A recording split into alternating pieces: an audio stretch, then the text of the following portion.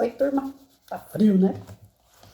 Divaldo Franco, Joana de Ângeles, Mundo Regenerado, capítulo 17, Caridade do Amor, parte 2. E a gente termina ele hoje também. Quando fores ofendido, sem uma causa que se justifique, mantenha a caridade da compaixão para com o agressor.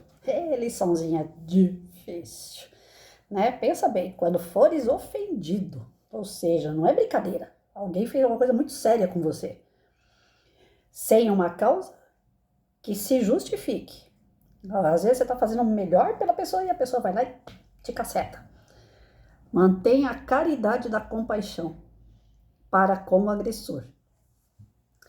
Só esse parágrafo dá para a gente conversar uma vida inteira, porque nós ainda não temos isso. Vocês têm? Vocês conseguem perdoar assim, de imediato? Olhar para a pessoa e falar, coitadinha dela, por que ela está fazendo isso comigo? Não é fácil, mas é uma lição que a gente precisa aprender, né? Quando a calúnia sórdida te crucificar na infâmia, oferta a caridade do silêncio em relação ao teu algoz. Você consegue ficar quieto diante dos apontamentos? Alguém chegar e começar a te criticar, te humilhar, porque às vezes atrás da crítica não tá uma crítica construtiva, tá aquela crítica que é para humilhar, para pisar. E você lá, quietinho. Eu passei por isso. Eu tentei fazer isso. Sabe o que me rendeu? Uma poliomielite. Estourou essa doença na minha perna, que é uma degeneração muscular muito séria, é uma morte mais acelerada do corpo, porque eu fiquei calada. Enquanto eu estava esbravejando, me defendendo, eu ia ficar doente de qualquer jeito, porque é o estresse que gera isso daqui. Mas o fato de ficar caladinha diante do meu algoz, meus, porque eram várias pessoas que me apontavam. Isso foi aqui no meu serviço, isso daqui.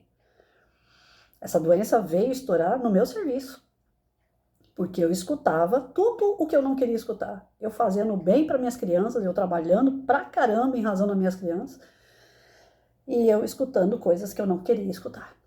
E eu fiquei quieta. E foram me humilhando, e foram, até chegar o dia que eu, pum, agora não dá mais. A minha doença tinha estourado e a minha paciência também. Fiz certo ou errado? Ah, gente, quem sou eu para falar se eu estava certo ou errado? Mas na hora que eu dei um basta, eu me senti aliviada. Porque aqui, o espiritismo, os recados que são dados, é para a gente seguir Jesus. Jesus falava que a gente tinha que ser benevolente, que a gente tinha que ser pacífico, que a gente tinha que ser manso. Mas a grandeza do Espírito de Jesus não se compara a nossa.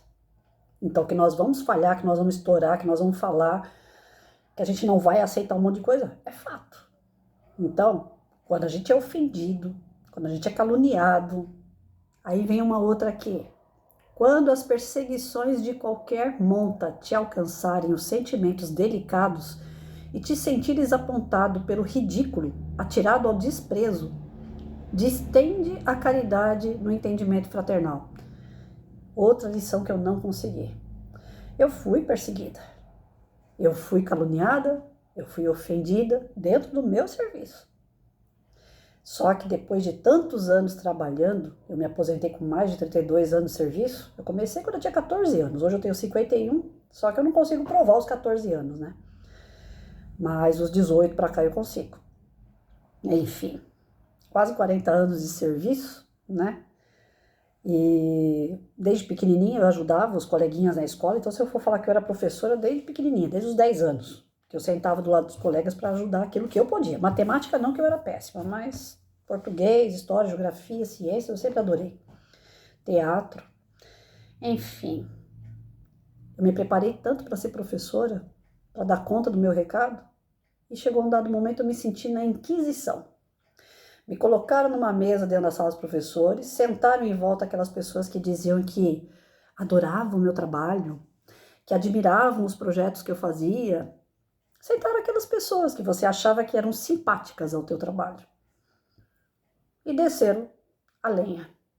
E apontaram de todas as formas que eu atrapalhava as aulas porque eu trazia a polícia para dentro da escola. Ora, eu sou viúva de militar, se eu tenho amigos com militares, eu não vou levar essas pessoas para poder me ajudar no meu serviço? Lógico que eu vou. E se quer saber, são as melhores parcerias que eu tive. Eu tive vários parceiros nota 1000, mas os militares, você pede uma coisa para eles, eles fazem 10. Eu pedi uma palestra uma vez com o terceiro de choque, o Maitá. Veio inclusive o comandante do quartel. Eles não saem, o comandante não sai do quartel. Ele saiu do quartel para ver o trabalho. Eu pedi 4 polícias para fazer uma palestra. Eles vieram com 2 viaturas e um ônibus, 27 policiais no total. Eu não pedi 27 policiais. Todos eles brincando com as crianças, todos eles alegrando minhas crianças, instruindo minhas crianças. Poxa vida, e eu vou falar o que deles? Aí chega numa mesa, onde me colocaram lá na Inquisição, começaram a fazer um monte de perguntas e acusações que não tinham nada a ver, que esse dia dos 27 policiais a escola não trabalhou, porque eu atrapalhei o serviço dos outros. Os 27 entraram tudo quieto, deixaram o ônibus no pátio da escola, e entraram para minha sala de aula, que era um cubículo, se enfiaram tudo lá dentro. Não ficaram andando pela escola, não deram problema para ninguém. Mas aquele momento ali eu senti o quê? Que eu precisava passar por aquilo para ver até onde ia a minha vontade de continuar. Até ali eu não tinha a doença ainda, eu só falei, meu trabalho é meu trabalho e eu vou continuar fazendo, vocês queiram ou não. É porque eu vou te processar, porque isso, aquilo, processa, faz o que quiser. Não teve processo, não teve nada. E eu continuei meu trabalho e terminei com honra. Fiz os meus 50 anos, aposentei por idade e aposentei por tempo de serviço. Honrada. Nos últimos dias foi horrível para trabalhar, porque eu já estava doente, andando capengando, precisando segurar na mão de aluno para atravessar uma rua. Mas eu trabalhei com honra até os últimos dias. Aí eu vou falar para vocês, e essas pessoas que me ofenderam, que me caluniaram, que me perseguiram? Melhor eu não contar não, né? Vocês devem imaginar. O fim é triste quando se tem inveja, quando as pessoas vivem na sua aba, quando as pessoas não aceitam a alegria do próximo. Então aqui, o exercício que a gente tem que fazer é ter a caridade para com esse, é ter a benevolência, o perdão, né, a paciência. Um dia, quem sabe, eu chego lá. Eu só tô lendo e falando para vocês o que eu passei. Mas eu não consigo ter a moral para falar para vocês, façam como eu. Porque eu não fiz o que é certo, não. Eu só me impus e botei um limite naquilo ali. Eu sabia o que estava fazendo, eu estava fazendo para o bem dos meus alunos, então pronto. E isso que importa, é a nossa intenção. Deus vai olhar para nós de acordo com a nossa intenção. Agora, quantos de vocês, tanto quanto eu, são perseguidos, humilhados, caluniados, no serviço, na família, entre os amigos, mal compreendidos? Quantos de nós não passamos por isso? Então, o que a gente tem que fazer? Tem que ser benevolente? Tem que ser paciente? Tem que perdoar? Sim. Se você conseguir, é o certo. Se não, não dá para ficar baixando também totalmente a essa situação, porque você quer ser bom. Enquanto isso, você se maltrata. Como eu me maltratei por um bom tempo. Até eu erguer a voz e falar, opa, chega. Eu deixei chegar aonde vocês nem imaginam. Eu colocar um cartaz na parede e vi uma diretora e falar assim, ó, tem que tirar esse cartaz daí. Onde já se vê um professor não ter direito de colocar um cartaz na sala de aula? Então eu cheguei nesse ponto. Até aí. Aí eu não deixei chegar mais. Né? Como espírita, é como eu falo, eu não sei se eu agi certo ou não, mas foi o que eu limitei para eu não morrer. Porque eu estava morrendo. Então eu tinha que limitar aquilo ali. Eu cheguei até o fundo do poço. Achar que eu era nada. Me reduziram a nada. Mas eu levantei como uma fênix, né? E fui trabalhar. É isso que Deus espera de mim, o trabalho. As crianças esperavam uma boa professora e eu estava ali. E sou até hoje. Se um aluno ligar para mim e falar, professor, estou precisando da senhora, eu estou lá. Porque eu não abandono aqueles que eu gosto. E eu falo para os meus alunos, eu não só gosto, como eu amo. Nenhum aluno passa por mim sem eu amar. Pode ser terrível do jeito que for. Eu vou amar. E o amor, ele faz o quê? Ele dá carinho, mas também dá bronca. Não é isso? Todo perseguidor está preso às traves da desdita íntima, sempre em busca de vítimas outras para descarregar sua agonia interior. Ou seja, o perseguidor é sempre um cara infeliz. Por aí é que Deus fala, tenha benevolência, dê o perdão, porque o cara é infeliz. Ele acorda infeliz, ele vai dormir infeliz. E ele quer descontar em alguém.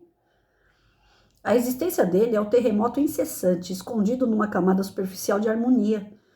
Às vezes tem aquele cara que apronta tudo por debaixo dos panos. Ele é tão zen, ele é tão bonzinho, ele é tão amigo e ele tá aprontando por debaixo dos panos. Tem que ficar ligeiro com pessoas que sorriem demais, te bate nas costas, te elogia demais.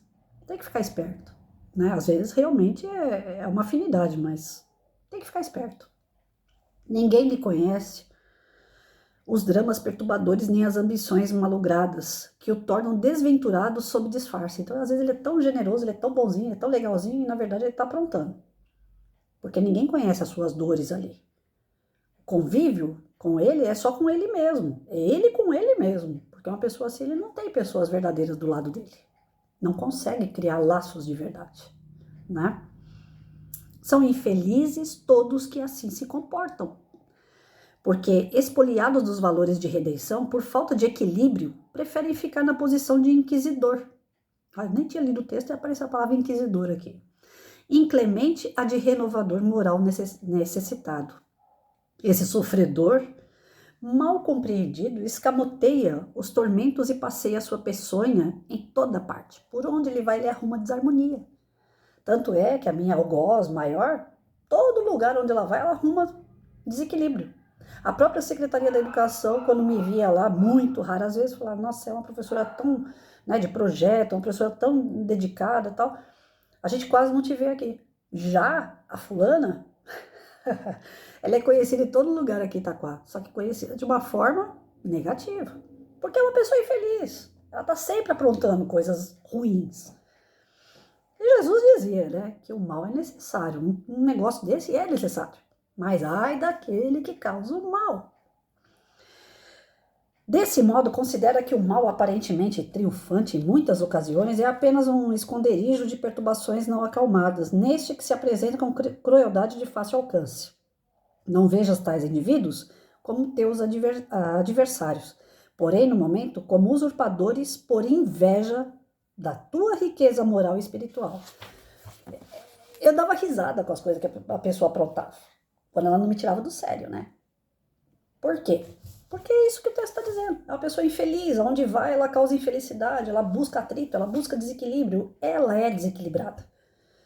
E por ela ser desse jeito, eu olhava para ela e falava, de novo, meu Deus. Aí o outro falava, fulana fez tal coisa, eu falava, de novo, meu Deus. Me conta uma novidade sobre essa pessoa. A pessoa não quer andar e vive com o terço pendurado no pescoço. Não é a igreja que faz isso, é o caráter da pessoa. Vejam bem, não estou falando mal de igreja, não. Estou falando que ela vivia com o terço no pescoço, rezando, falando de Deus, de Jesus, e causava inferno na vida de todo mundo. O Espiritismo, atualizando o pensamento e a conduta de Jesus, é o teu anjo libertador ensinando-te como comportar-te e nutrir-te de alegria de viver, mesmo quando há tempestades pelo caminho. É, ao mesmo tempo, a bênção do céu, as torpezas da terra, por enquanto, um mundo de provas e expiações, em trânsito para o mundo de regeneração, que se encontra alterando as paisagens mórbidas e modificando o solo dos sentimentos para a sementação das vidas plenamente felizes. Recorda que, aplicados todos os recursos em favor dos obstinados no mal, que se comprazem em zurzir continuadamente a chibata da infelicidade no próximo, a caridade do amor surge como estrela de incomparável luz e socorro e carinho. Após Jesus haver tudo feito em favor dos odientos, perseguidores sem resultados positivos, ofertou-lhes a caridade do perdão. Já que você não pode fazer nada pelo infeliz, perdoa. Deixa pra lá, corta esse vínculo e joga pra lá. Eu lembro dessa pessoa hoje, eu lembro como eu tô falando, até com ironia, porque eu falo, aparentemente eu não tinha feito nada pra criatura. E ela se juntou com outras, que eu também não tinha feito nada com elas. Eu entrava na minha sala de aula, cumpria 8 horas de trabalho dentro da minha sala de aula. Eu tive várias infecções urinárias porque eu não ia nem no banheiro. Por que essa perseguição? Aí o Espiritismo veio e fala, aquilo que você não tem de hoje, Certamente é lá do passado. Eu já falei pra vocês, eu fui o cão chupando manga na outra vida, gente. Vocês não acreditam? Tudo acontece comigo e não é por vitimismo. É porque eu mereço mesmo, tenho mais que me lascar. E tenho que aprender, porque eu leio, eu estudo, então eu sou obrigada a praticar. E se eu não pratiquei até aqui, eu tenho que começar de hoje. Eu estou estudando para isso. Então hoje, se eu encontrar um algoz aí, eu tenho que tratar com benevolência, com paciência, com perdão. Eu terminei um relacionamento que dá vontade de pegar. Mas eu não vou fazer isso. A criatura me lesou em todos os sentidos. Na minha saúde, a parte econômica. A criatura me lesou de tudo. Foi o meu algoz sem eu perceber, porque era sorriso, era abraço, era beijo. Eu te amo daqui, te amo dali. E eu me lasquei de novo. Então, o que eu tenho que fazer? A advogada resolve essa situação e eu fico aqui. Não quero mais ela com a pessoa. Perdoa. Quer me pagar? Paga. Não quer? Dane-se, você paga depois com Deus lá. Após Jesus haver feito tudo isso em favor dos odiendos, então ele ensinou a gente a perdoar. Esse perdão incomparável ressurge com a dádiva da reencarnação. Ou seja, se a gente não perdoar agora, deixa pra gente perdoar depois. Mas de preferência perdoa agora, porque senão a gente vai ter que encontrar com essa criatura de novo. A fim de aprenderem, no cadinho das dificuldades, a valorizar toda e qualquer ação dignificadora, que os fazem alcançar patamares mais elevados de libertação. E até hoje, porque não sabem exatamente o que fazem, esses enfermos refinados no crime e na desordem sorriem para chorar. Mais tarde, ao descobrirem o que poderiam ter feito e não fizeram. A caridade, portanto, para todos eles, os teus irmãos equivocados, mas segue com tua cruz até o Calvário libertador. Ou seja, ele está falando pra gente aqui o quê? Perdoa, deixa pra lá, esses caras não sabem o que fazem até hoje, né? Mas segue tua vida. Você também não tem que ficar lá sofrendo na mão dessas pessoas. Vejam bem, né? Perdoa, limpa teu coração, deixa pra lá. Acha isso engraçado? Hoje, eu acho tudo muito engraçado. Hoje não me bate mais, hoje não dói mais. Até porque eu aposentei, não vivo mais com essas pessoas. A pessoa com quem eu tinha um relacionamento, eu terminei, não sei como é que tá. Eu peço a Deus que fique bem. Porque eu sei que ficou bem quando tava comigo. Veio doente, veio lascado, eu ajeitei tudo. Então eu peço a Deus que... Só que ele não encontra nenhuma trouxa para poder fazer de novo a palhaçada que ele fez comigo, né? Pessoas assim só fazem inferno na vida dos outros. Então a gente tem que ter a benevolência, a gente tem que ter o perdão, mas a gente não tem que conviver. Deus e Jesus não falaram isso para nós, não. A gente passa por essas pessoas, aprende o que tem que aprender e zarpa. Certo, gente? Então ninguém veio aqui no mundo, como a gente já cansou de ler aqui, para sofrer. Por mais que seja um mundo de expiação e provas, ninguém veio aqui para sofrer. Tem os momentos de alegria, tem os momentos que a gente tem que viver de verdade, com muita sabedoria, com encantamento pela vida. É para isso que nós estamos aqui, para aprender, não para sofrer. O sofrimento que vai aparecendo aí faz parte do nosso resgate, nossas dívidas, porque ninguém é santo. Mas ninguém precisa ficar lá, não, eu vou ficar aqui sofrendo a vida inteira porque Deus quer. Deus não quer ver a gente sofrendo, Ele quer ver a gente aprendendo, beleza?